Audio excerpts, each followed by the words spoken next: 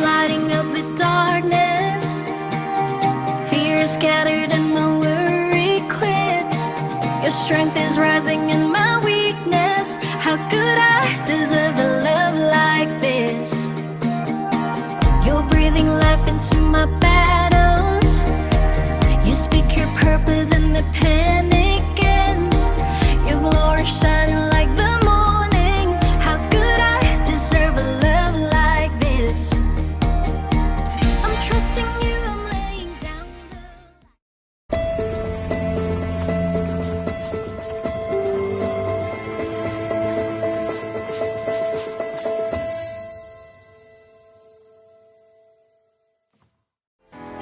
Mari kita bersuka cita, kita bersorak bagi nama Tuhan.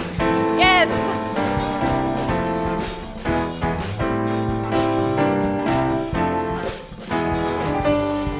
Apa yang tak pernah dilihat mata, yang tak pernah didengar telinga, yang tak pernah timbul di dalam hati, semua disediakannya bagi yang mengasihi Dia.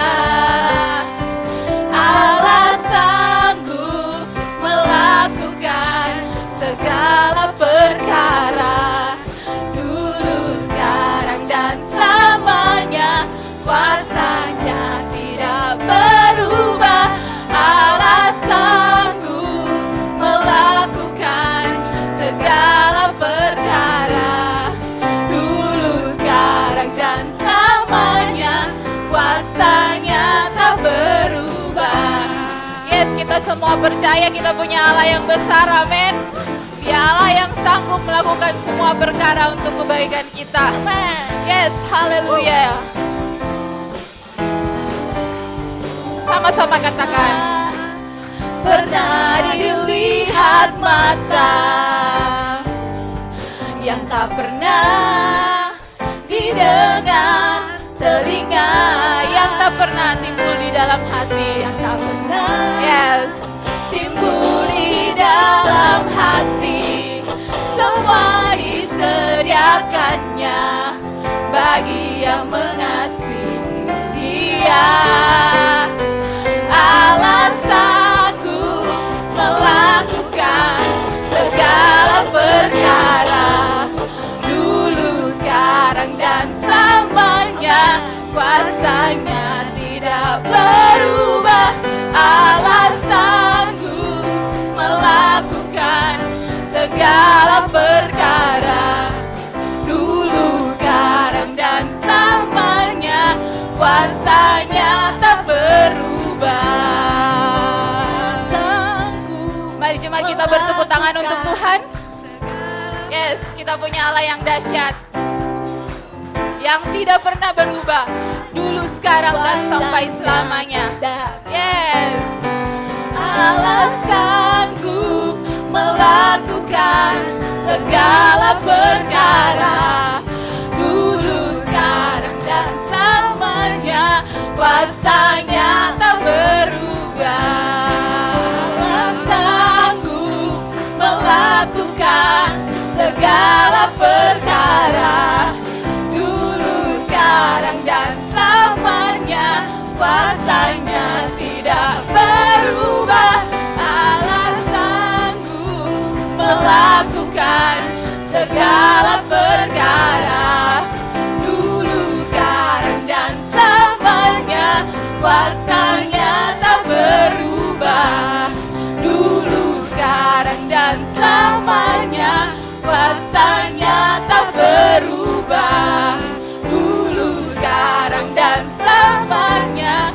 Kuasanya tak berubah. Haleluya. Beri kemuliaan untuk Tuhan. Yes, Lord. Terima kasih Tuhan. Ya benar Bapak. Dulu, sekarang, sampai selamanya kasih-Mu tak akan pernah berubah. Kami percaya Tuhan, Kami mempunyai Bapa yang besar.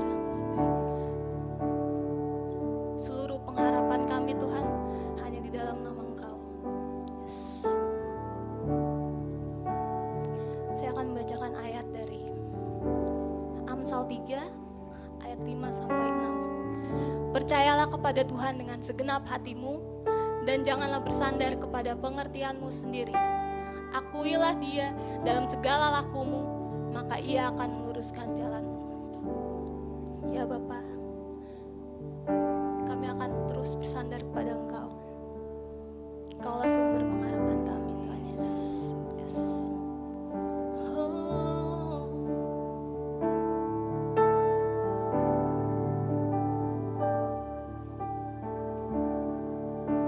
Worthy of every song we could ever sing. Yes. Worthy of all the praise we could ever bring. Worthy of every breath we could ever breathe. We live for you. Oh. Come on, we say Jesus. Jesus, the name above every other name.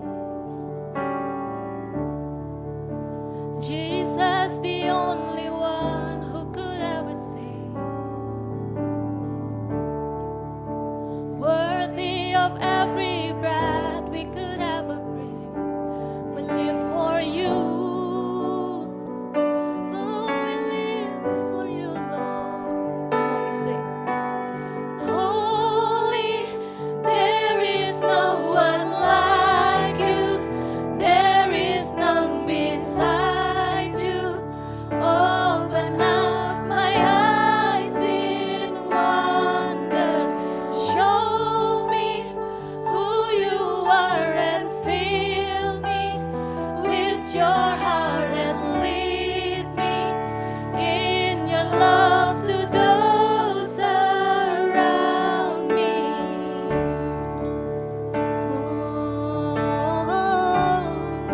Mari sama-sama jemaat kita katakan. Worthy of every song we could ever sing. Worthy of all the praise we could ever bring. Oh, worthy of every breath we could ever breathe. We live for you. Live for you. Yes, Lord. Oh, we say Jesus.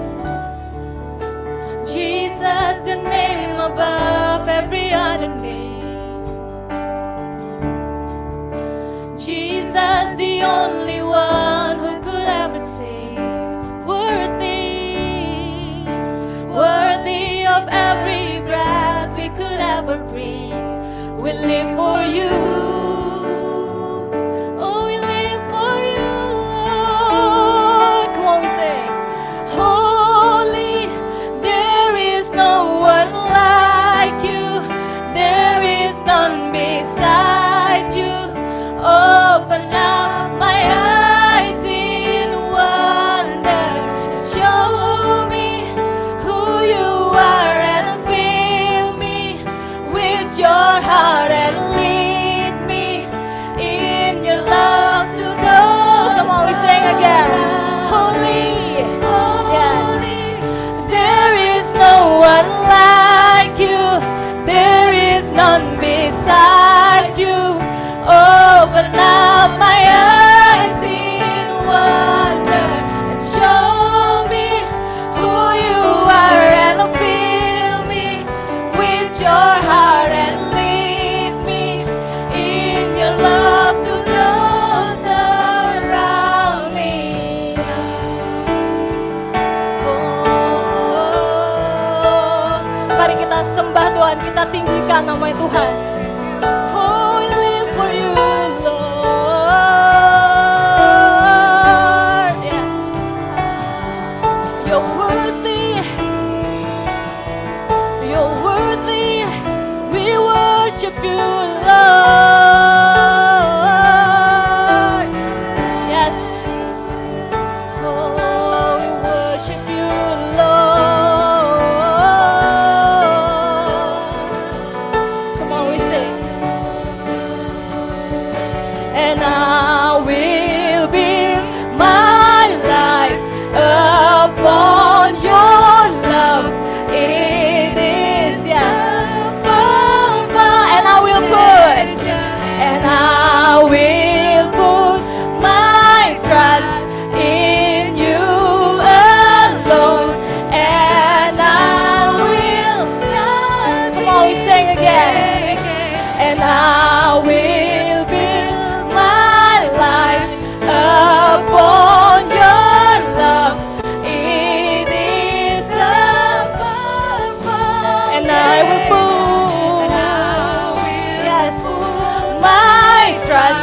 in you alone, and I will. Come on, we sing again. And I will build my life upon your love. It is and we will put trust in you, Lord. Amen. My trust in you alone, and yes, come on, we sing again. Say, holy, holy, there is no one like you. There is none beside you. Open up my eyes in wonder and show me who you are, and fill me with your heart and lead me in your love to those around. And holy, there is no one like you. There is none beside you. Open up my eyes in wonder and show me who you are, and fill me with your heart and lead me in your love to know. Mari sama-sama jemaat kita katakan, holy, there is no one like you. Yes. There is none beside you. Open up my eyes in wonder. Show me who you are. With your heart and lead me in your love to those around. Holy, there is no one like you. Yes, there is none beside you. Open up my eyes in wonder and show me who you are, and fill me with your heart and lead me in your love to those around me.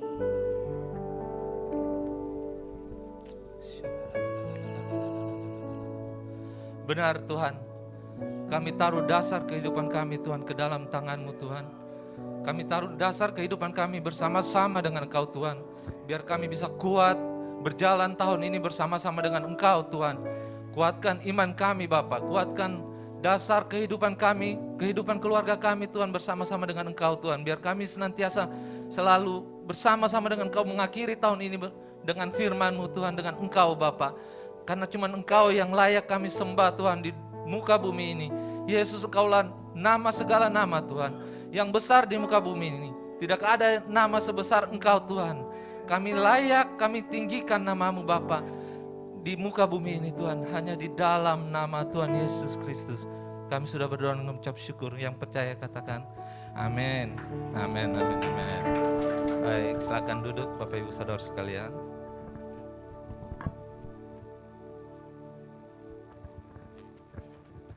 Selamat pagi, selamat datang di Every Nation Kelapa Gading. Perkenalkan saya Rocky Bungaran, salah satu tim volunteer di Every Nation Kelapa Gading.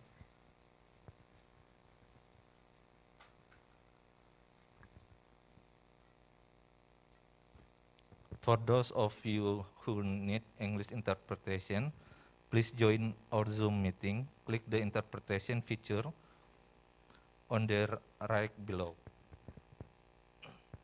Baik, sekarang mari kita mempersiapkan hati kita untuk memberi yang terbaik buat Tuhan.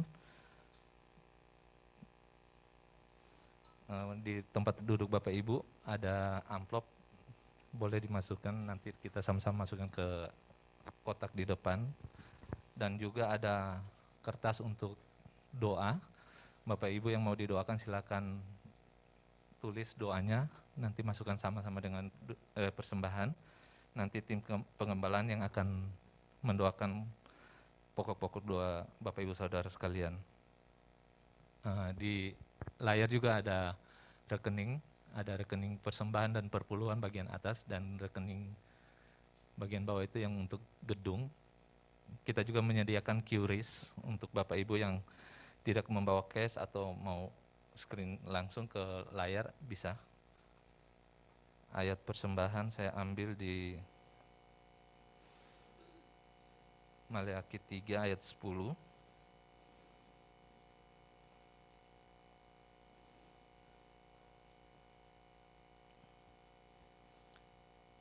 Bawalah seluruh persembahan persepuluhan itu ke dalam rumah Tuhan rumah perbendaharaan, supaya ada persediaan makanan di rumahku, dan ujilah aku firman Tuhan semesta alam, apakah aku tidak membukakan bagimu tingkap-tingkap langit dan mencurahkan berkat kepadamu sampai berkelimpahan.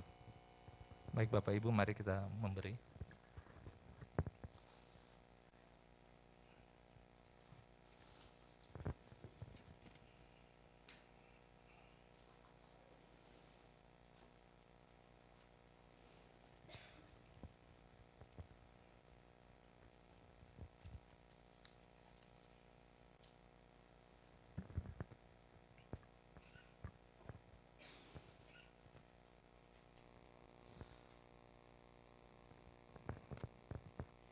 Baik, mari kita mengangkat tangan kita berdoa.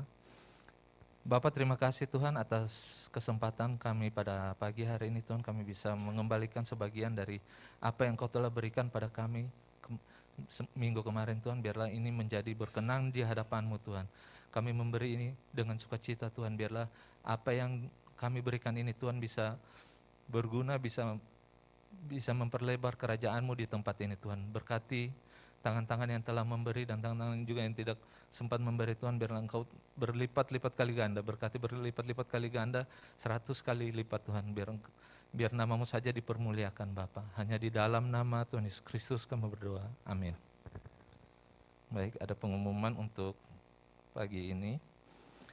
Hari Sabtu ada Youth Fellowship dengan tema Truth and Dare. Diadakan jam 5 sore di tempat ini. Selanjutnya kami ada doa jemaat setiap hari Rabu jam 8 malam. Bagi Bapak Ibu yang mempunyai waktu luang, boleh join bersama kita di doa jemaat jam 8 malam. Selanjutnya kita akan mendengarkan firman Tuhan yang akan dibawakan oleh pastor kita, Pastor Rason Gautama. Silakan.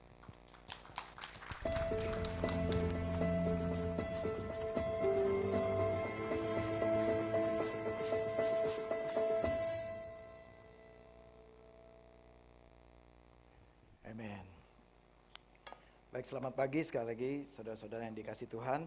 Selamat datang di Gereja Every Nation Kelapa Gading. Kita baru saja menyelesaikan minggu puasa kita ya. Dari tanggal 9 sampai dengan 13. Saya percaya saudara semua mengikuti puasa bersama, amin, dengan komitmen saudara masing-masing. Ya, kita akhiri hari Sabtu dengan kita tutup bersama-sama dalam ruang doa nasional dengan Every Nation seluruh Indonesia, ya, Every Nation seluruh Indonesia. Saya mengucapkan selamat datang juga yang di Zoom, yang bergabung dalam ibadah melalui Zoom pada pagi hari ini. Baik, kita mau lihat recap apa yang terjadi. Jadi doa puasa kita ini ya, kita lakukan bukan hanya di Kelapa Gading, bukan hanya di Jakarta, bukan hanya di Indonesia, tapi ini seluruh dunia. Ya, Every Nation seluruh dunia yang terdiri dari ada di 80 negara ya. Jadi gereja kita Every Nation ada di 80 negara berpuasa bersama-sama ya, serentak dari tanggal 9 sampai 13. Kita akan melihat recap dari seluruh jadwal puasa doa seluruh dunia. Silakan ditayangkan.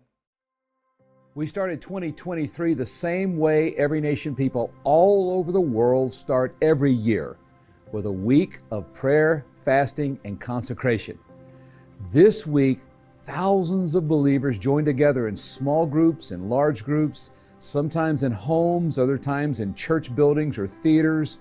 Some of them were underground secret prayer meetings, others in public spaces like malls. The context was different all over the world, but the purpose was the same: to seek God, believing that He would hear our prayers for our families, our campuses, our cities, and our nations. As you know, this year's theme was miracles. Let Him be known. Every day we studied the book of Acts together, looking at various miracles and trusting God to do the same in our lives today. We looked at the miracle of Pentecost, where the Holy Spirit was poured out, not just on priests and prophets and religious leaders, but on all kinds of people, men and women, young and old, rich and poor, Jew and Gentile. We continued through the book of Acts, studying miracles of healing, provision, guidance, deliverance, and protection. While we appreciate all that God did in the early church, we are asking God to do the same miracles for us today. In fact, we're already hearing miracle reports from all over the world.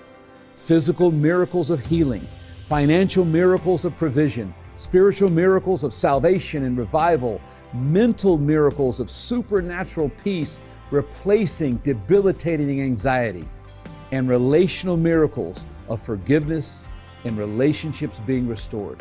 Our devotional prayer guide was available in more than 20 languages, including Bahasa, Bengali, Dutch, Filipino, German, Japanese, Mongolian, Polish, Russian, Ukrainian, and many others.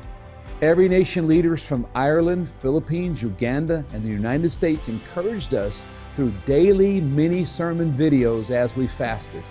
This week is just the beginning of what God will do in 2023.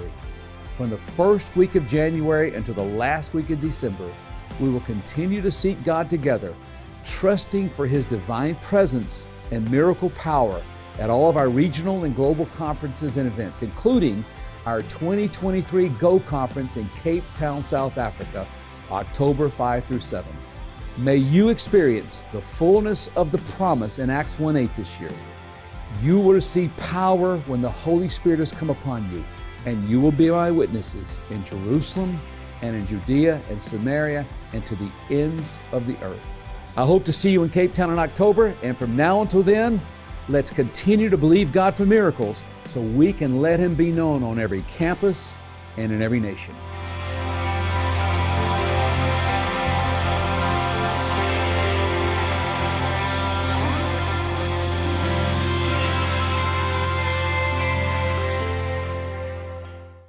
Amen.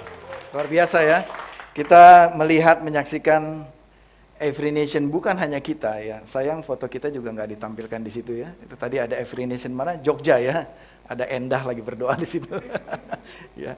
Tapi kita melihat bukan hanya itu, berarti ada lebih banyak lagi ya gereja Every Nation di seluruh dunia, bahkan literatur atau guidance-nya ini juga diterjemahkan banyak sekali ke berbagai bahasa ya, kita melihat tadi ya. Jadi saudara, kita percaya mujizat yang kita sedang doakan ini tidak hanya terjadi minggu ini saja, tapi kita percaya sepanjang tahun 2023 ini kita akan mengalami mujizat demi mujizat. Amin saudara, kita akan mengalami setiap mujizat demi mujizat ya. Bahwa mujizat itu tidak hanya terjadi 2000 tahun yang lalu pada masa Yesus, tapi mujizat itu masih terjadi sampai dengan hari ini dalam kehidupan kita. Amin. Kita dalam 2 bulan ini khotbahnya akan sama seluruh Every Nation seluruh dunia. Bayangkan saudara, khotbahnya sama seluruh dunia. Jadi dalam 2 bulan ini kita akan masuk di dalam kitab Yohanes ya, Yohanes. Nah saudara, ada yang spesial dengan kitab Yohanes ya, Injil Yohanes. Nah di Injil Yohanes ini, Injil Yohanes menggunakan kata-kata sign, tanda ya. Beda dengan Matius, Markus, dan Lukas. Mereka menulisnya mujizat ya, atau terjemahan baku atau spelling bakunya itu mukjizat ya, yang bakunya ya. Tapi di Alkitab kita tulis mujizat dari Matius, Markus, Lukas. Tapi Injil Yohanes menulisnya sebagai sign atau tanda. Oleh karena itu Injil Yohanes ini disebut juga oleh para teolog the book of signs ya. The book of signs, dan juga ada yang menyebut the book of glory ya. Nah, kenapa Yohanes menulis perbuatan Yesus itu disebut sebagai sign, sebagai tanda ya? Itu tujuannya adalah supaya membuat pembaca dan orang yang menerima Injil ini percaya bahwa Yesus adalah Mesias, adalah anak Allah. Dan supaya menunjukkan kepada dunia, kepada murid-murid, apa yang akan Yesus lakukan melalui tanda-tandanya, tanda-tanda tersebut, perbuatan apa yang akan mengikutinya. Nah, kita lihat di Yohanes 20 ayat ke-30 sampai 31.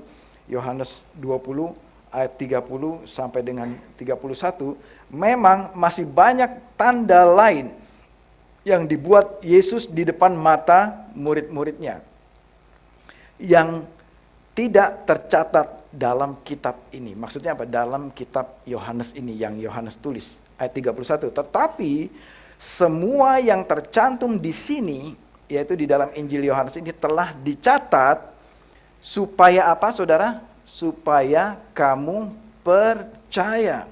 Kamu itu siapa? Pembaca. Ya. Supaya kamu percaya. Percaya apa? Percaya bahwa Yesuslah Mesias, anak Allah. Bahwa Yesuslah Allah.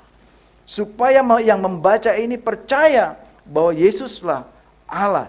Dan supaya kamu oleh imanmu memperoleh hidup dalam namanya. Ya. Nah, saudara, kita masuk di dalam seluruh Injil Yohanes ini. Jadi seperti tadi Yohanes sudah membuatkan satu pernyataan bahwa semua yang ditulis ini, mujizat, tanda-tanda ini yang ditulis supaya membuat kita percaya. Jadi saya berdoa, doa kami adalah supaya saudara mendengarkan khotbah sepanjang 2 bulan ini dari kitab Yohanes, supaya kita menjadi apa? Percaya. Bahwa apa? Bahwa Yesus adalah anak Allah. Bahwa Yesus adalah anak Allah. Bahwa Yesus adalah Mesias. Yesus adalah Tuhan. Nah, saudara, jadi di dalam 2 bulan ini ada, sebagaimana The Book of Signs ini, Yohanes mendeskripsikan, menuliskan, ada 7 tanda. Ya, ada 7 tanda. Dan Rasul Yohanes juga sudah bilang tadi kan, sebenarnya bukan cuma 7 itu, masih banyak lagi tanda-tanda yang lain yang Yohanes tidak tulis di sini. Ya, karena di akhir dari kitab Yohanes juga Yohanes menulis, kalau semuanya ditulis ini sepertinya seluruh dunia ini nggak akan cukup untuk menampung, menceritakan seluruh perbuatan Yesus yang begitu banyak.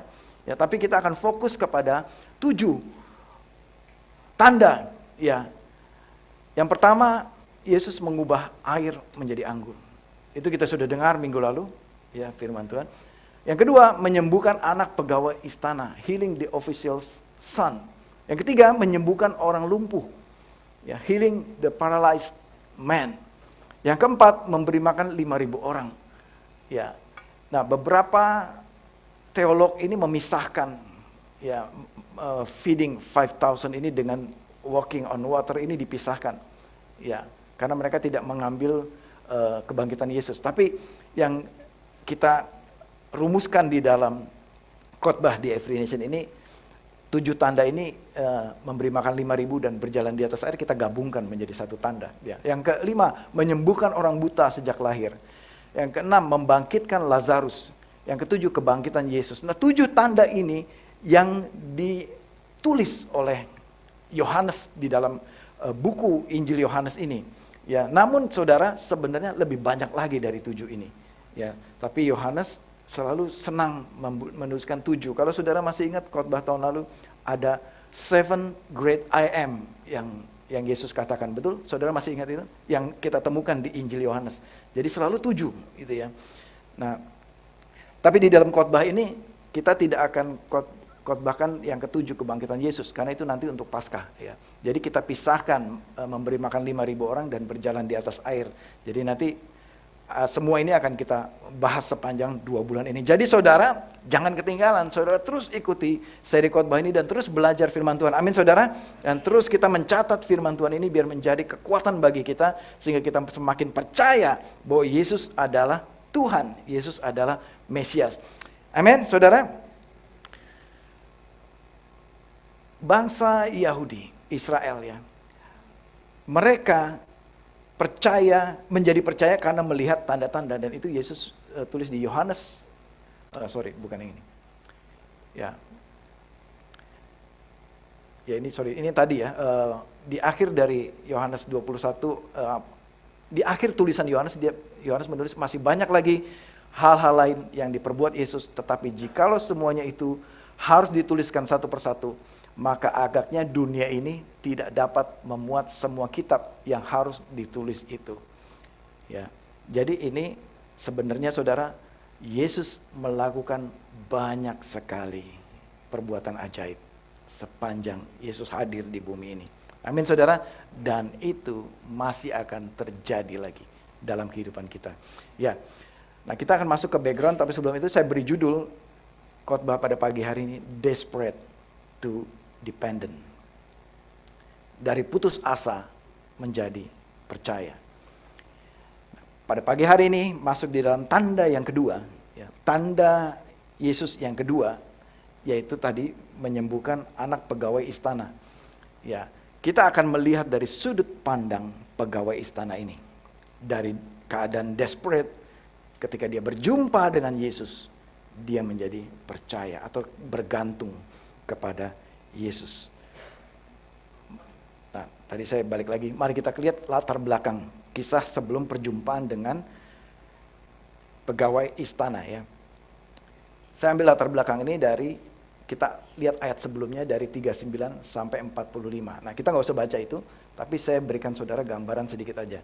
Nah, saudara boleh foto atau saudara bisa dengan mudah temukan ini di Google. Nah, jadi di ayat 39 ini mudah-mudahan saudara kelihatan Yesus dalam pelayanannya di Sikar. Di sini ya, Sikar ya. Sikar ini adalah wilayah Samaria. Saudara ingat Yesus di Samaria bertemu dengan wanita perempuan Samaria, saudara ingat itu? Di mana ketemunya? Di sumur Yakub ya. Lalu Yesus melayani wanita itu. Dan setelah wanita itu percaya Yesus, apa yang wanita itu lakukan? Dia pulang ke rumahnya, dia ceritakan kepada keluarganya. Dan bukan hanya keluarganya, dia ceritakan lagi ke tetangga-tetangganya. Dan bukan hanya kepada tetangga-tetangga, dia ceritakan kepada seluruh kota Sikar ini. Sehingga di ayat itu kalau kita baca, seluruh kota Sikar atau orang Samaria itu percaya Yesus. Ketika dia berjumpa dengan Yesus, mereka mengatakan, sekarang kami percaya bukan hanya perkataan wanita itu saja, tapi kami percaya karena kami sudah mendengar sendiri kesaksian dari Tuhan Yesus. Sehingga mereka menahan Yesus 2 hari di sini. Mereka menahan Yesus untuk tetap stay dulu, jangan keluar kota dulu. Tinggal di situ ngapain? Untuk mengajarkan firman Tuhan. Ya. Nanti kita lihat apa bedanya dengan orang Galilea.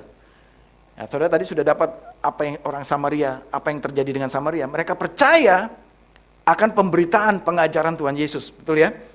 Yesus tinggal di 2 hari di sini. Dan tidak ada catatan juga Yesus melakukan mujizat di sini. Atau tanda ajaib. Kemudian ayat berikutnya itu 40, 42, 43 dan seterusnya. Yesus melanjutkan perjalanannya ke utara. Maksudnya kemana? Di ayat ke-43 kalau nggak salah dikatakan, 45. Yesus mau pergi ke Kana. Nah, minggu lalu Yesus sudah dari Kana. Ya, maksudnya khotbah minggu lalu ya, bukan minggu lalu. Ya, waktu Pak Yesus khotbah itu kan Yesus dari Kana dia ke sini kan. Nah, terus dia sekarang mau balik lagi ke Kana. Dia sudah ke Yerusalem. Ya, terus kemudian balik lagi ke Kana untuk menemui orang-orang Galilea yang Tuhan Yesus katakan mereka ini tidak percaya. Mereka harus melihat, Yesus mengatakan bahwa Nabi tidak diterima di rumahnya sendiri. Yesus katakan begitu. Nah, saudara dari Sikar ini menuju ke Kana, ini Kana di sini, ya. Jadi tadi Yesus kembali lagi ke Kana. Ini kurang lebih 80 km. Ya. Kira-kira dari sini ke Cikampek, saya sudah ukur. Ya. Kira-kira ke Cikampek. Nah, itu jalan kaki ya. Nah, kira-kira ini Yesus butuh jalan kaki kira-kira 2 hari, ya. Nah, ketika Yesus dalam perjalanan ini, rupanya di Kapernaum sini, ini sudah ramai beritanya, ya. Sudah ramai beritanya, Yesus akan datang ke Galilea gitu. Jadi saya juga nggak tahu gimana teknologinya dulu, sudah nyampe duluan beritanya di sini.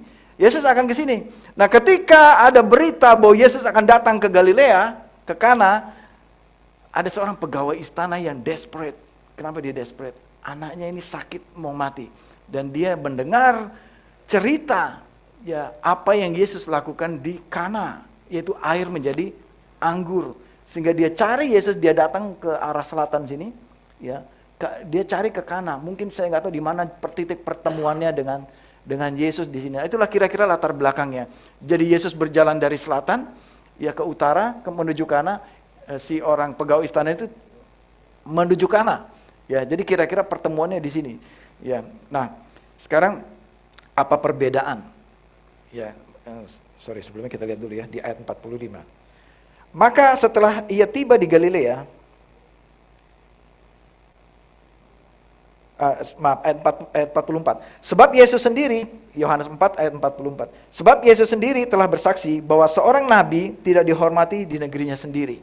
Yesus mengatakan seorang nabi tidak dihormati di negerinya sendiri. Yaitu di mana? Nazaret sini kan. Nah, Nazaret sama Kana ini dekat. Ya. Ini paling kira-kira 10 kilometer.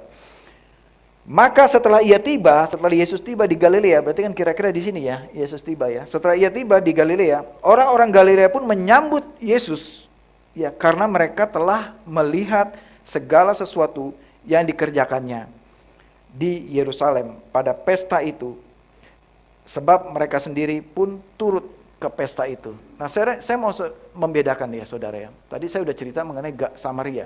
Nah, terus kita baca tadi mengenai orang-orang Galilea. Mereka menyambut Yesus dengan sukacita. Dalam terjemahan BIMK, mereka menyambut dengan senang hati.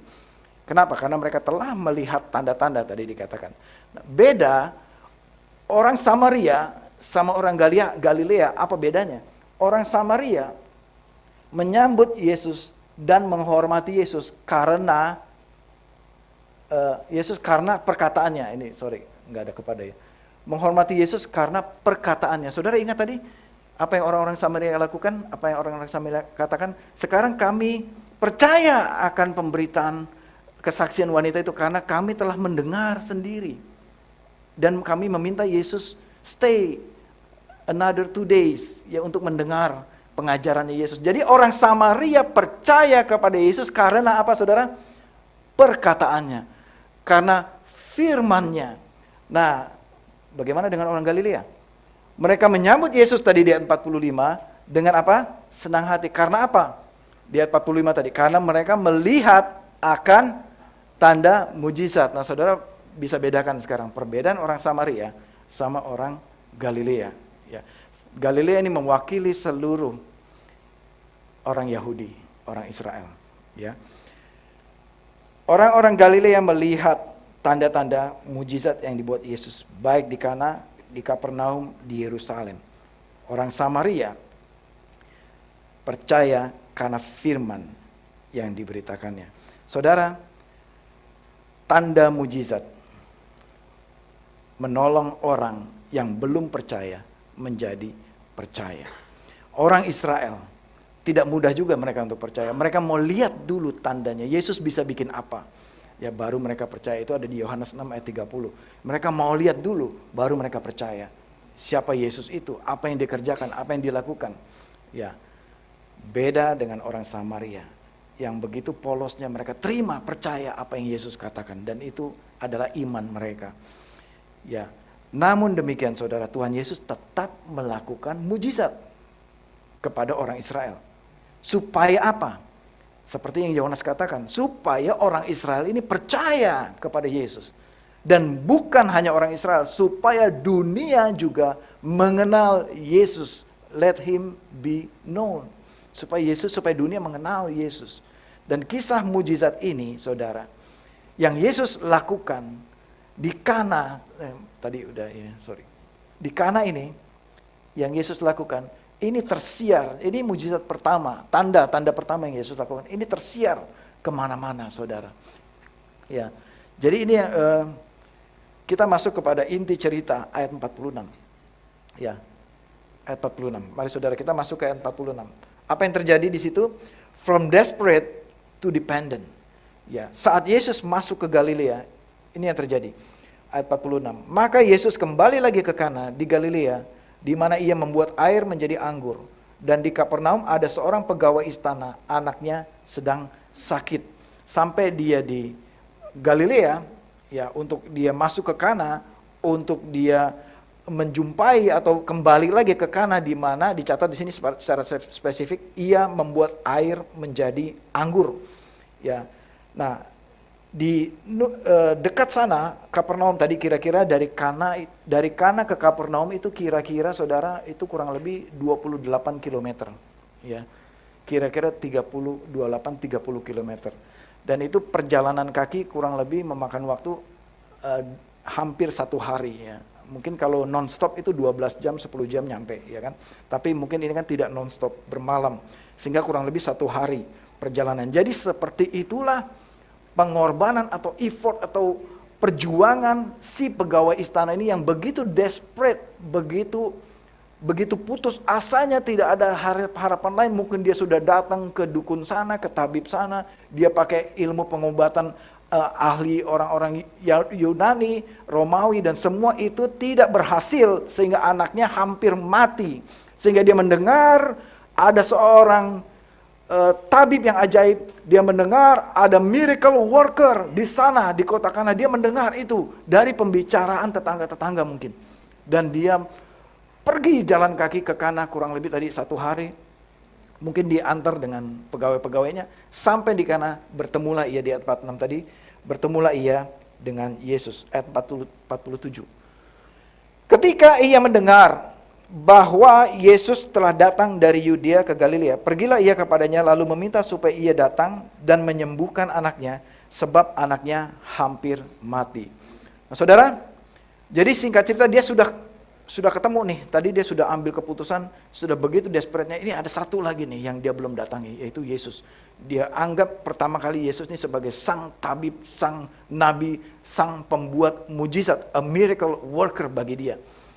Karena berita yang dia dengar. Jadi dia datang dengan desperate kepada Yesus, dan dia sampai kira-kira di kota Kana atau sekitarnya ya. Tidak secara spesifik disebut di sana, kira-kira di sanalah, di Kana.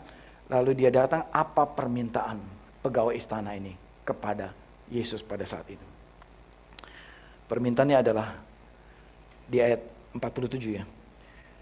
Meminta supaya Yesus datang dan menyembuhkan anaknya. Sebab anaknya itu hampir mati, saudara. Saudara bisa merasakan yang punya anak, ya, bagaimana perasaannya kalau anakmu sakit dan hampir mati lagi sakitnya. Ya kan? Nah ini perasaannya sungguh-sungguh desperate sekali, sungguh-sungguh haus sekali akan mujizat, akan kesembuhan terjadi. Nah ketika dia dengan keadaan seperti itu, dia berjumpa dengan Yesus, lalu dia mungkin dia bilang nabi atau guru atau siapakah dia sebut, tidak disebut di situ, tapi dia minta supaya datanglah ke Kapernaum. Datanglah ke Kapernaum. Saudara bisa bayangkan dia habis berjalan 1 hari, ya. Mungkin nggak sampai lah 1 hari, nggak tahu berapa jam gitu ya. Udah dengan keadaan capek dan diketemu dengan Yesus. Yesus, ayo datanglah ke Kapernaum. Anakku sakit di sana, sudah mau mati. Cepetan datang, gitu ya. Kalau bisa dulu ada ambulans kan dia kirim ambulans, tapi ini nggak bisa. Yesus, engkau datanglah. Jadi harapan pegawai istana ini. Saudara bisa bayangkan siapa pegawai istana ini? Dia adalah orang Roma. Dia mungkin bisa jadi gubernur, orang ternama, orang punya pangkat, ya orang dan lain sebagainya. Mungkin dia punya uang pun dia punya mungkin ya, untuk pengobatan apa dia bisa bikin semua pengobatan. Tapi tidak berhasil semua. Dia ketemu dengan Yesus. Ya itu bukti dia juga merendahkan hatinya dia. Iya kan? Ya udahlah kali ini, iyalah, oke lah saya datanglah kepada Yesus. Mungkin saya berharap kamu bisa bikin buat anak saya. Begitu desperate dia datang akan mujizat. Begitu haus dia, begitu lapar dia akan kesembuhan bagi anaknya. Nah, dia mendesak, dikatakan. Mendesak Yesus. Kalau kata-kata mendesak itu berarti dia sungguh-sungguh menginginkan kehadiran Yesus untuk datang, untuk menyembuhkan anaknya. Nah kita masuk ke berikutnya, ayat 48. Ya, ayat 48. Nah, mendengarkan permohonan dari pegawai istana ini. Apa jawab Yesus? Maka kata Yesus kepadanya, jika kamu tidak melihat tanda dan mujizat, kamu tidak percaya. Nah, rupanya Yesus enggak, di mana anakmu? Ayo cepat. Matius, Petrus, ayo cepat berkemas. Cepetan kita berangkat ke Kapernaum. Yesus tidak begitu responnya. Tapi Yesus bilang, jika kamu tidak melihat tanda dan mujizat, kamu tidak percaya. Mari coba kita teliti lebih dalam makna dari perkataan Yesus ini. Dalam terjemahan ESV, so Jesus said to him, unless you see signs and wonders, you will not believe. unless you see sign. Ya. Lalu kita lihat NLT, NLT itu New Living Translation ya. Jesus asked, will you never believe in me unless you see miraculous signs and wonder? Ya. Nah, saya coba cari lagi NIV ya. Unless you people. Nah, ketika saya cek unless you people, you di sini ternyata ini plural, saudara. Ya, ini bukan singular ya, ini plural. Unless you see unless you people see signs and wonder, Jesus told him, you will never believe. Benarlah yang Yesus katakan ini. Kalau engkau tidak melihat tanda, ya, engkau tidak akan, mungkin tidak percaya. Ya. Jadi kata-kata you di sini ternyata, saudara, Yesus itu tidak hanya bicara spesifik untuk pegawai istana ini. Ini merupakan nasihat dan ini merupakan teguran Yesus kepada umat manusia pada masa itu dan pasti pada masa kini. Kira-kira Yesus itu ngomongnya begini, bukan hanya kepada orang itu saja. Nah, waktu Yesus berjumpa dengan pegawai istana itu pasti kan ada banyak orang ya. Ada murid-muridnya atau murid-murid Yesus, ada timnya si pegawai istana itu, mungkin pegawai-pegawainya bersama-sama dengan dia. Dan ada mungkin pengunjung yang lain, simpatisan mungkin ya. Dan Yesus kira-kira mengatakan gini, dengar semua. Kalau saja aku tidak lakukan tanda yang kemarin itu di Kana, mungkin kalian semua nggak percaya siapa aku. Jadi rupanya yang Yesus lakukan di Kana, yang kita balik lagi ke khotbah Pastor Yese minggu lalu, itu Yesus sudah rancang dan dia memang mau lakukan tanda itu. Supaya apa? Supaya kalian ini semua percaya bahwa aku adalah Mesias.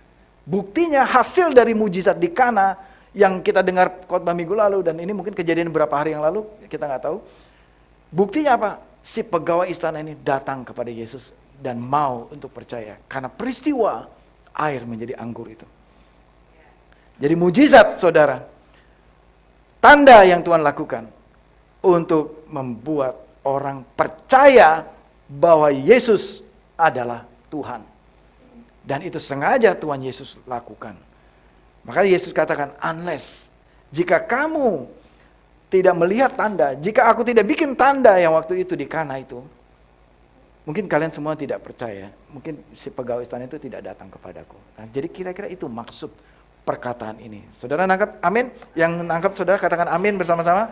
Amin. Saudara boleh catat semua rema, pewahyuan, apa yang saudara belajar dari firman Tuhan agar itu berguna bagi saudara dan bisa saudara ajarkan lagi kepada orang lain. Amin. Ya. Kita lanjut ke tadi ayat 48. Lanjut ayat 49. Pegawai istana itu berkata, saudara, begini dulu ya. Ini kan pegawai istana ya. Ya. Mungkin saudara jangan lihat situ dulu. Ini dulu. Ini kan pegawai istana yang punya pangkat, yang punya jabatan, yang punya uang, semua. Ketika dia datang kepada Yesus, ya, dia sudah punya ekspektasi. Selama ini semua orang yang dia perintah semua tunduk sama dia. Betul nggak? Ya kan? Semua nggak ada yang berani nolak apa yang dia mau. Tapi ketika dia minta sama Yesus, jawab Yesus, kalau kamu nggak percaya, kalau kamu apa? Tidak melihat tanda, kamu kan nggak percaya kan? Nah, bisa saudara bayangkan nggak? Kalau seorang pegawai istana dijawab kayak begitu, mungkin bisa aja sih ini. Pegawai, tangkap dia, gitu kan? Ini nggak nurut nih sama saya nih, gitu kan? Hukum dia, atau ini bisalah segala macam, dia tersinggung dengan perkataan Yesus kan? Wah, dia nggak mau nurut apa yang saya mau nih gitu.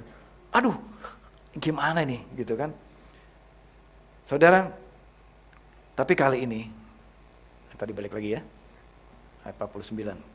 Kali ini si pegawai istana ini, dia mulai berbeda setelah mendengar nasihat, setelah mendengar teguran atau ya bisa dikatakan teguran ringan gitu ya, atau nasihat firman kepada dia. Kamu Jangan hanya melihat tanda, kamu percaya dong, kira-kira begitu ya. Yang Yesus katakan. Kemudian saudara, respon pegawai istana ini apa? Dia mulai katakan, pegawai istana itu berkata kepadanya. Kali ini ditulis, Tuhan, datanglah sebelum anakku mati. Saudara, tetap di dalam desperate yang sama, anaknya ini mau mati. Tetap di dalam keadaan dia itu bimbang dan dia putus asa, tapi dia mulai terbuka hatinya ketika Yesus mengatakan firman, ketika Yesus mengatakan sesuatu kepada dia, dia mulai mengatakan, Tuhan. Saudara, kata-kata ini sangat berarti. Ketika dia katakan Tuhan, ini kata Tuhan ini saya ambil dari ESV. The official said to him, Sir, come down before my child dies. Jadi rupanya Kapernaum itu dataran rendah ya. Karena itu dataran tinggi, jadi come down, turunlah ke desa, ke kota kami. The official pleaded, Lord, di sini ya, please come now before my little boy dies, dari NLT. Sekarang saya ambil dari Greek Interlinear. Di sini pakai kata-kata kurie, atau kata dasarnya adalah kurios. Saudara, Alkitab atau teks bahasa Yunani menggunakan kata kurios itu sebagai terjemahan dari kata-kata Yahweh dalam bahasa Ibrani. Jadi kali ini setelah mendengarkan perkataan Yesus, pegawai istana ini mengatakan, Lord itu artinya adalah Yahweh, artinya adalah Engkaulah Tuhan saya. Engkaulah Tuhan saya. Lord, terjemahan lain Master, terjemahan lain Sir. Saudara, kali ini pegawai istana ini tidak lagi bilang sayalah yang berkuasa. Sebelumnya dia mengatakan sayalah yang berkuasa. Tapi kali ini dia mengatakan Yesus, Engkaulah yang berkuasa. Engkaulah Master itu, Engkaulah Raja itu, Engkaulah Sir. Bayangkan saudara, apakah bisa seorang pegawai istana menyebut orang Yahudi ini Sir? Itu aib buat dia, saudara. Tapi orang ini sungguh-sungguh merendahkan hatinya, menanggalkan jabatannya, menanggalkan posisinya, menanggalkan semua keangkuhannya, dan dia mau tunduk kepada Yesus dengan mengatakan, Tuhan. Artinya dia menerima Yesus. Engkau sekarang adalah Raja dalam hidupku. Engkau sekarang berkuasa dalam hidupku. Jadi bukan tanda dan mujizat lagi yang saya cari. Kali ini Tuhan datanglah. Paling tidak datanglah Tuhan di hatiku. Itulah permintaan dari pegawai istana ini. Setelah dia mendengar perkataan Yesus. Kamu hanya mencari tanda. Kamu hanya cari mujizat. Saudara, gak ada yang salah dengan mujizat. Justru inilah mujizat Tuhan bikin. Supaya orang percaya bahwa Yesus itu Tuhan, Lord, Master. Bukan hanya sekedar a miracle worker. Yes, dia adalah miracle worker. Dia adalah pembuat mujizat. Tapi mari datanglah bukan hanya sekedar kamu mau mujizatnya saja. Datanglah bukan hanya sekedar kamu mau karyanya saja. Datanglah bukan hanya sekedar kamu mau kesembuhannya saja. Tapi datanglah kepadaku, jadikanlah aku Tuhan dalam hidupmu. Itulah makna perkataan Yesus tadi di ayat 48. Jadi kamu datang hanya mau tanda saja kan? Kira-kira kasarnya kan begitu. Tapi kali ini pegawai istana bilang, no. Sekarang saya mau datang kepada engkau. Saya minta engkau datang dalam hidupku. Jadilah Tuhan atas hidupku. Apapun yang terjadi. Mau anakku mati sekalipun, jadilah Tuhan dalam hidupku. Itulah respon dari pegawai istana itu. Kita lanjut. Ayat 50. Ayat 50. Kali ini Yesus mengatakan apa? Ingat tadi yang kedua kalinya pegawai istana ini bilang, ya Tuhan, tetaplah datanglah ke dalam hatiku dan ke Kapernaum, ke rumahku. Engkau mesti lihat anakku. Ya. Tapi kali ini Yesus juga menjawab lagi. Ayat 50. Yesus berkata kepadanya apa? Pergilah, anakmu hidup. Ya. Saudara, kira-kira apa respon pegawai istana ini? Pasti deg. Ya. Wah, dia nggak mau datang nih gitu kan. Aduh, dia nggak mau juga. Dia nggak mau datang. Dia berharap mungkin masih ada pengharapan sedikit lah. Paling nggak engkau datanglah, tengok sebentar lah, gitu ya. Tapi Yesus nggak datang juga. Yesus nggak datang juga. Dia kata, go, pergi. Sakit nggak saudara? Gitu. Teriris nggak ini? Set. Ya, bukan satu kali, set 2 kali tadi. Sama ayat sebelumnya kan. Bisa aja sih pegawai istana ini sakit hati, saudara. Yesus nggak mau datang. Kalau ada, siapa gubernur Jakarta sekarang misalnya? Saya lupa namanya, sorry. Pak Heru misalnya. Dia datang ya. Dia datang ke rumah saudara misalnya. Tok, tok, tok, tok. Ya, Pak Herman. Ya sorry, Herman lagi nih. Herman datanglah ke istanaku, ke kantorku. Datanglah. Terus berani Herman nolak gitu. Wah, gubernur men yang ngundang gue men, masa gue gak datang gitu kan ya. Gitu. Kali ini gimana perasaan pegawai istana itu? Ini gak mau datang juga nih.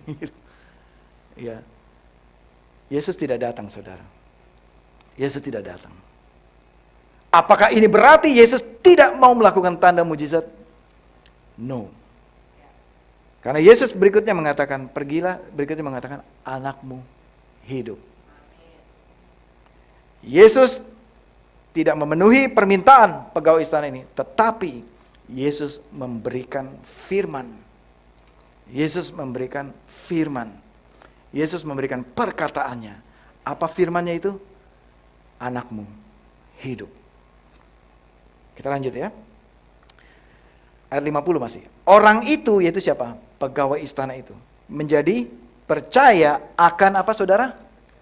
Perkataan yang dikatakan Yesus kepadanya. Ya, dan ini yang amazing saudara. Bukan hanya percaya apa yang Yesus katakan. Berikutnya apa? Lalu pergi. Saudara, bukan hanya dia percaya. Ketika Yesus bilang anakmu hidup. Yes, anakku hidup. Terus gimana? Apa dia diam-diaman sama Yesus berdua gini? Terus gimana lagi Tuhan? Ya udah pergi gitu Yesus bilang kan. Dia nggak nungguin terus. Ayo dong Tuhan doain dong. Enggak. Dia nggak nungguin terus gitu ya. Tapi apa yang dia lakukan? Yes, dia langsung pergi. Wah, dia lari mungkin. Dia langsung pergi. Karena Yesus katakan pergi, dia pergi. Lari. Ya saudara, dia pergi ke Kapernaum. Ya, ayat 51. Ketika ia masih di tengah jalan. Jadi rupanya ini singkat cerita dia sudah jalan ya. Sudah jalan pulang sampai ke kampung halaman. Sampai di tempat bertugasnya di Kapernaum. Ketika di tengah jalan, hamba-hambanya telah datang kepadanya dengan kabar bahwa anaknya hidup. Di tengah jalan menuju ke Kapernaum, pegawai istana aja dia datang kepada dia dan memberikan laporan, Pak, anak bapak hidup. Terus ayat 52, terus dia tanya kepada anak-anaknya ini, anak-anak siapa? Hamba-hambanya ini, pegawainya ini. Ia bertanya kepada mereka, pukul berapa anak itu mulai sembuh? Jam berapa sembuhnya? Gitu. Lalu jawab mereka, kemarin siang. Kira-kira pukul 1 siang demamnya hilang dan dia masih hidup sampai sekarang. Dia baru ingat-ingat lagi, kemarin siang. Oh, ayat 52. Mana ayat 53. Maka teringatlah dia pegawai istana itu. Oh, kemarin siang. Iya, waktu kemarin siang itu jam 1 siang, persis jam 1 siang itu. Waktu itu Yesus mengatakan, dia ingat lagi kejadian perjumpaan dia dengan Tuhan Yesus. Kemarin persis jam 1 itu. Waktu Yesus mengatakan, anakmu hidup. Di saat itu juga, anaknya hidup. Lalu ayat berikutnya dikatakan, lalu ia pun percaya. Dan saudara, cerita ini pasti dia ceritakan kepada seluruh rumahnya. Sehingga ayat berikutnya dikatakan, ia dan seluruh keluarganya, saudara. Bukan hanya dia. Pada perjumpaan pertama tadi, baru dia yang percaya. Tapi ketika dia pulang, dia menceritakan mujizat. Dia menceritakan kesaksian perjumpaannya dengan Yesus tadi kepada seisi keluarganya. Sehingga satu keluarga percaya kepada Yesus Tuhan, bahwa Yesus adalah Tuhan. Maka kita lanjut di ayat 54 ya. Dan itulah tanda kedua yang dibuat Yesus ketika ia pulang dari Yudea ke Galilea. Saudara, apa yang bisa kita belajar dari kisah ini? Apa yang kita bisa belajar dari kisah pegawai istana ini? Ya. Bahwa bukan Allah yang harus mengetahui kehendak kita, tapi kitalah yang harus mengetahui kehendak Allah buat kehidupan kita. Sebagaimana yang pegawai istana ini alami, saudara. Yesus tahu persis yang dia lakukan. Yesus tahu persis apa yang terbaik untuk pegawai istana ini. Jadi saudara, janganlah kehendak kita, bukan Allah harus mengetahui atau mengikuti kehendak kita. Tetapi marilah kita yang harus mengetahui kehendak Allah. Jadi apa yang pertama kita belajar dari pegawai istana ini? Yang pertama saudara, tidak selalu apa yang kita mau. Ya, saya singkat rumusan kata-katanya menjadi seperti ini. Tidak selalu apa yang kita mau. Ini kita belajar dari pegawai istana ini. Mungkin maunya pegawai istana ini. Mungkin maunya pegawai istana ini. Paling nggak Yesus datang tumpang tangan kepada anaknya. Kan maunya begitu. Maunya pegawai istana ini. Yesus hadir baca-bacain doalah kepada anaknya ini gitu kan. Yesus hadir buat sesuatu lah kepada anak. Hadirlah dia di depan anak ini dan sentuhlah anaknya. Atau katakanlah sesuatu kepada anak ini di depan anaknya. Itulah konsep pemikiran si pegawai istana ini pertama. Ya, pertama-tama pegawai istana ini menganggap Yesus hanya sekedar a miracle worker, pembuat mujizat saja. Tapi ketika dia berjumpa dengan Yesus, dia baru menyadari Yesus adalah Tuhan yang berkuasa. Bahkan dia bisa jarak jauh menyembuhkan anaknya. Ya, melewati tadi berapa kilo? Sekitar 30 kilometer. Yesus tetap bisa melakukan mujizat. Bahkan di saat real time, pada saat Yesus mengatakan anakmu hidup, teng di sana tiba-tiba hidup gitu kan, sembuh. Yesus sanggup melakukan itu. Amin saudara. Jadi tidak ada batasan jarak, tidak ada batasan waktu. Yesus tidak terbatas saudara atas pikiran kita. Yang membatasi itu adalah pikiran kita. Kita mau Tuhan lakukanlah seperti apa yang saya pikir. Tuhan lakukanlah seperti apa yang saya mau. Tuhan lakukanlah begini. Tuhan lakukanlah A, B, C dan kita akhirnya mengatur Tuhan, saudara. Kita yang mau atur Tuhan. Seperti pegawai istana ini. Dia mau atur. Mungkin dia sudah siapin protokol segala macam gini-gini. Nanti ya Yesus kamu datang ya. Kamu datang pakai baju merah. Kamu datang pakai ini. Mungkin dia pikir begitu semua. Tapi Yesus tahu yang terbaik. Saudara, yang berikutnya bisa aja pegawai istana ini tersinggung atas perbuatan respon Yesus. Bisa dia tersinggung. Mungkin saudara juga, kita belajar pada pagi hari ini, apakah kita tersinggung? Sakit hati sama Tuhan. Tuhan gak mau ikuti apa yang saya mau. Tuhan gak mau ikuti caranya saya. Akhirnya kita sakit hati. Akhirnya kita tersinggung. Akhirnya kita menjauh dari gereja. Gak mau datang gereja lagi. Kita merasa Tuhan gak jawab doa kita. Yes, Tuhan gak jawab doa dari pegawai istana ini kan. Tapi Tuhan jawab dia dengan caranya Tuhan. Yang penting tujuannya tercapai apa? Anaknya sembuh kan? Tapi lebih dari itu, bukan hanya sekedar anaknya sembuh. Seisi keluarganya percaya kepada Yesus, itu yang lebih utama, saudara. Itulah yang lebih utama, karena Yesus tahu yang terbaik. Bahwa bukan hanya, Yesus tahu kebutuhan pegawai istana ini. Bukan hanya sekedar kesembuhan anaknya. Yesus tahu apa yang mereka butuhkan, yaitu keselamatan bagi keluarga mereka. Itu yang mereka butuhkan. Jadi saudara, yang pertama kita belajar, tidak selalu yang saudara mau. Jadi kalau saudara berdoa, berdoalah seperti Maria. Tuhan, jadilah kepadamu seperti apa yang engkau mau, bukan apa yang aku mau. Jadi kalau engkau selama ini ngotot dengan maunya engkau, mari saudara pagi hari ini, mungkin engkau seperti pegawai istana itu. Tanggalkanlah itu semua. Amin saudara? Tanggalkan itu semua. Dan mulai katakan, Lord, Tuhan, sekarang engkaulah yang berkuasa. bukan aku lagi. Amin saudara. Yang kedua, pegawai istana ini percaya, bukan lagi sekarang kali ini, bukan lagi akan tanda mujizat, tapi kali ini pegawai istana ini percaya akan perkataan Yesus. Apa perkataannya tadi? Pergilah anakmu hidup. Pergilah anakmu hidup. Kalau kita coba, apanya hidup itu kayak begitu, anak gua tuh sekarat gitu kan kira-kira. Ya. Saudara, percayalah akan perkataan Yesus. Di mana kita bisa temukan perkataan Yesus? Di Alkitab saudara. Amin. Percayalah apa yang firman ini katakan buat hidup kita. Sebagaimana pegawai istana tadi percaya. Ya, percaya akan perkataan Yesus. Yang terakhir saudara, bertindak, melakukan perkataannya. Dan ingat tadi bahwa pegawai istana itu tidak hanya percaya ketika Yesus katakan anakmu hidup, tapi dia apa? Dia lalu pergi. Saya bersyukur kata-kata ini dicatat saudara di dalam Injil Yohanes. Sehingga kita tahu, oh seperti inilah namanya percaya itu. Seperti inilah namanya iman itu. Yaitu bukan hanya sekedar yes percaya. Tapi apa saudara? Bertindak. Ya. Tapi apa saudara? Lakukan firman Tuhan itu. Apa yang Yesus perintahkan, persis lakukan. Seperti apa yang Yesus katakan.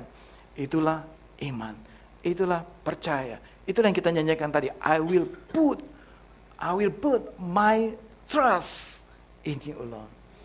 I will put my trust. Itu artinya kita bergantungkan hidup kita sepenuhnya. Tuhan mau apa deh? Ya, aku lakukan seperti apa maunya Tuhan. Itulah yang pegawai istana lakukan saudara. Amin saudara. From desperate. Dari keadaan desperate. Dari keadaan putus asa. Ketika dia berjumpa dengan Yesus. Dia trust. Bergantung. Dependent. Sepenuhnya kepada Tuhan Yesus Kristus. Amin saudara. Mari kita pejamkan mata kita. Kita bawa dalam doa. Mulai hari ini Tuhan. Biar mujizat demi mujizat yang kami alami. Menjadikan kami bukan hanya sekedar percaya. Tapi menjadikan kami bertindak. Menjadikan kami menyaksikan, menceritakan, supaya dunia tahu bahwa Yesus adalah Tuhan. Bahwa Yesus adalah Tuhan dalam kehidupan kami. Kami mengucap syukur untuk firman pada pagi hari ini. Hamba berdoa kiranya firman ini akan berbicara lebih banyak lagi dari apa yang hamba katakan Tuhan. Ke dalam kehidupan jemaat-Mu. Supaya dalam tahun ini kami meletakkan dasar kepercayaan kami. Dan kami bisa mengatakan, I will put my trust in you Lord. Mulai bergantung sepenuhnya kepada Tuhan Yesus Kristus. Bukan hanya sekedar percaya Engkau melakukan mujizat. Tapi sekarang kami percaya bahwa Yesus adalah anak Allah. Bahwa Yesus adalah Tuhan. Bahwa yang kami butuhkan lebih daripada perbuatan-Mu Tuhan. Tapi yang kami butuhkan adalah pribadi-Mu. Adalah Engkau sendiri Tuhan. Dan Engkau tahu yang terbaik dalam hidup kami. Mari kita merenungkan terus firman ini dengan kita menyembah Tuhan. Katakan, I will put my trust. I will build my life. Will build my life upon your love. It is a firm foundation, and I will put my trust in you alone, and I will not